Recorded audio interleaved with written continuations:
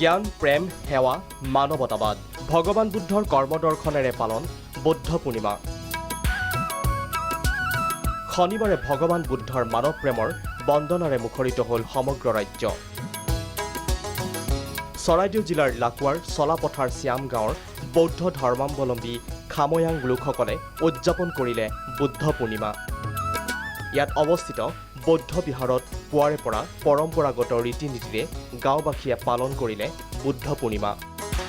পৰম্পৰাগত সাজপাৰ ৰীতিৰে অংশগ্ৰহণ সমূহীয়া প্ৰাৰ্থনাত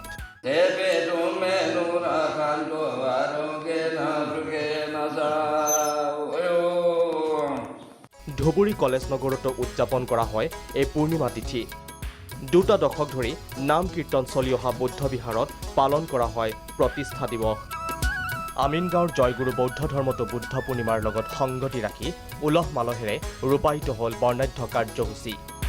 প্ৰতিকূল বতৰকো নেওচি ভক্তৰ লানি নিচিগা সোঁত।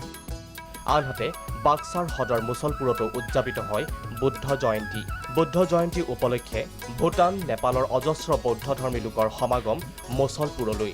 বুদ্ধৰ প্ৰেম আৰু ভাতৃত্বৰ বাণীৰে উলিওৱা হয় এক শোভাযাত্ৰা। Bureau report, Prag news.